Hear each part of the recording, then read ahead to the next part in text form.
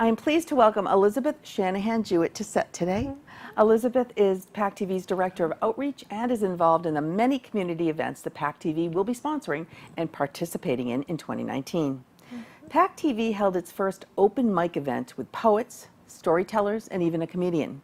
Your Voice Matters is a series that PACTV launched in January to connect with the community and let them know that their voice has a place. The first event partnered with South Shore Story Group and was hosted at the Plymouth Public Library. There was a great turnout and PCN was there to bring you the story. We're going to watch it and chat about it on the other side. Because we have such a vibrant arts and culture community here on the South Shore, PACTV is excited to be presenting our very first story and poetry open mic. We partnered with Plymouth Public Library and South Shore Stories, brought in Pioppi's Liquor to set out a wonderful spread of cash bar, and we brought free snacks. I'm really excited. We have storytellers, poets, and one comedian. A great reason for us partnering with our local cable television is it gives us an opportunity to open our doors to a group of people who may not be aware that these kind of wonderful events go on at their local library. My whole goal is to promote the Plymouth Public Library as a community center. So this is going to be a very safe and inclusive event. This is the type of event where people can talk about whatever they want to talk about, and they can have poems about whatever subject moves them. And to us, that is really important. PACTV is all about free speech. That's what we were founded on, and we're so excited because we have a whole eclectic group of participants today. So I'm really excited to be here, the MC of the first open mic, sponsored by PACTV and the Plymouth Public Library, and Andrea Levitt, who's a storyteller, and the South Shore Story Slam. So we're kind of having a coordinated effort here to have all kinds of different voices. We even have a comedian. It'll be really exciting. And we're looking forward to just giving people their opportunity to say what is on their mind, and however the best way it is for them to say it. I will be introducing the storytellers. Some I know, some are new to me, which I find very exciting. Stories have become very popular on the South Shore. In story slams and story showcases, they are 5 minutes long. They're personal stories, and they have to involve you, some part of your life. You are connected with that stories. They are usually something that will move you. They have an emotional quotient in it. They will use dialogue, and you will really take a trip with the storyteller and come in, experience what they do from their perspective, and then come safely out to the safety of your chair. Now, I'm 66 years old, and if you're my age, you grew up on stories of the Great Depression. My dad would tell us stories. I had 2 sisters and 1 brother, and he would tell us stories about the Great Depression. Some of them were true, some were meaningful, and some were both. Now, I have friends that are horrified at the thought of going to a thrift shop, wearing something from a consignment shop. Ooh, you don't know where it's been. But to me, you wash it again, you make it your own, and you make it your own story. I'm clean shaven for a reason, because this is the real me. And I will never, ever put on a false face for anyone, for any reason, ever again. The price is just too high. Thanks for listening. So poetry is very individualized. When I grew up, poems had to rhyme. You know, poems can be anything, and poems can be very short, they can be long. It's really an expression that it's a personal expression that somebody wants to make, and they're trying to make it more concise than a story. So I think that's the difference between poetry and storytelling. And we'll see tonight, because it'll all be very different. And I dragged out a poem that I wrote when I was 15, so who knows? I'm beautiful and smart. I love poetry, skiing, and art. I travel with my family whenever we can. We bounce over obstacles because we can. With true grit and love, true kindness from above. Listen, I'm not saying people are mean, but say hello like I'm a person too. They say there are 3 loves in your life, that you love for different reasons, that turn the pages of your book and decide which chapters to lay themselves on. Number 1, you meet. It's sweet. You can't eat or sleep, and you're young, and maybe you're too young. And the sun revolves around your love, and it finally explodes, and then you implode, and then the sun goes away, and then your planet is just kind of hanging off its axis. That was my first. We had no idea what kind of response we were going to get and are super excited that we have a waiting list now. So what we're going to do from now on is once a month invite people into the studio to record an up to 5-minute story, poetry, comedy act if they have one, so that we can shine a light on people in the community and let them know that we believe their voice matters, because it does. There's a lot of good things about getting older, but obviously I don't have the time to tell you. But last year, I got an email subject line. This is true story, as they all are. The subject line, some of you got this email also. It said, Bridal Expo at Waverly Oaks, on March 13th. But you see, I'm not in tune anymore with bridal expos, so I read it, to my eyes, it read as Burial Expo. See you at the bar.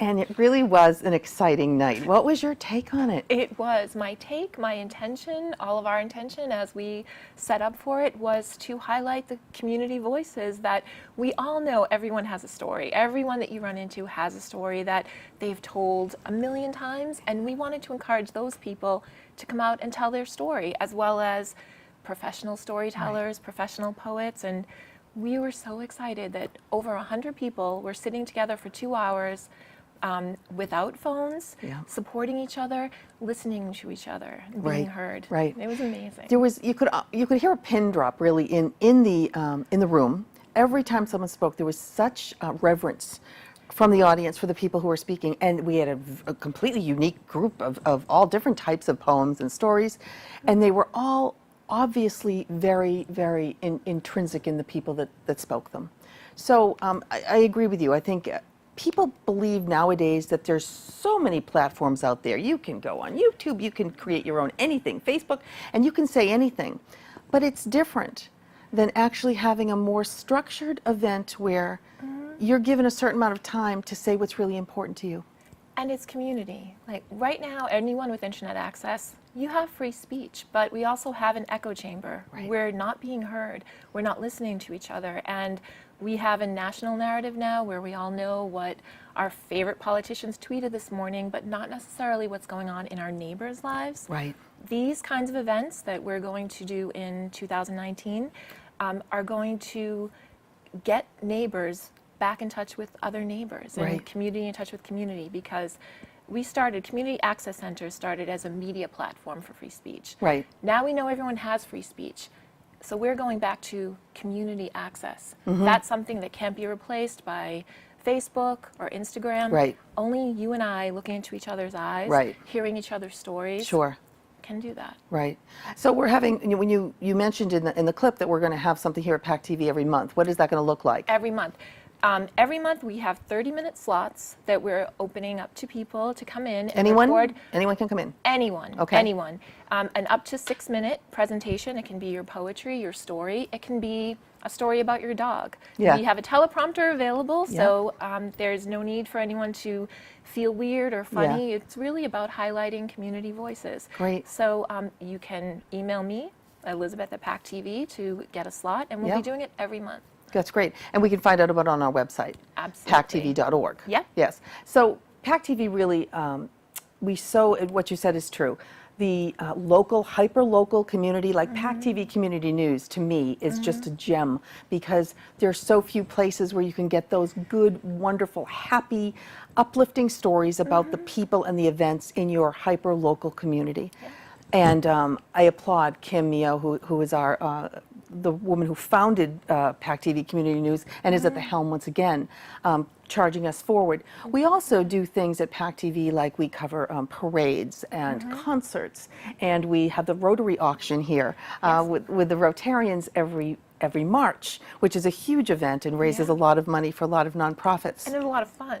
And a lot of fun. Yeah. And communities can get involved and help us.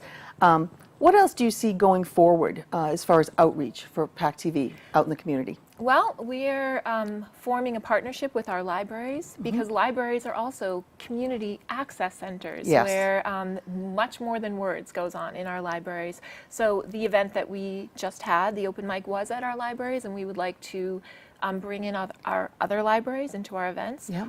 We're also going to do something called Pop-Up PACTV for 2019. Pop-up PACTV. Yes. So what does that mean? We're going to take a camera and a couple of crew members and go out to events, malls, things that are happening in the community, just to get that man and woman on the and street. child on the street, yes, their Yeah. perspective, and say anything that you want. That they want to say. We want to be yeah. the platform for people to talk about what goes on in their lives. Yeah. Because our neighbors, our neighborhoods, if we don't stay connected, and you have to do it, you have to make the effort to do it, because it's so easy to just look down at your phone or your tablet all the time Yes. and not look into the eyes of the person. Yeah. And that's what I found so striking about our open mic event, was that the people at the microphone, if they weren't looking at their notes, they were looking out into the eyes of the audience, who were all looking directly at them. And so supportive. It's so supportive, and that just doesn't happen a lot anymore. It just No. doesn't. Even if you're on a stage performing in a play, you really don't get to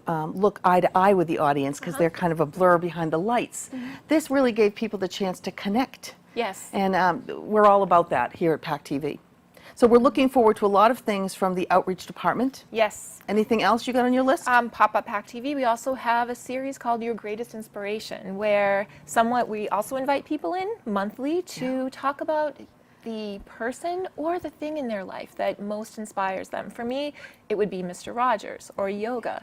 And you also have 6 minutes to talk about that. You can do it in up to 2 minutes, but we want to invite people to share their voice in different ways. And we will disseminate it on our YouTube channel and on our community channel and throughout social media. So those will form connections, and maybe we'll recognize each other in the supermarket and know a little more about each other. That's right. Instead of just a blur going by, hey, I saw you. Yeah. I saw the story you told. Yeah. Yeah. Excellent. Thank you so much. We will You have are you back, very Elizabeth. welcome. We're looking forward to this.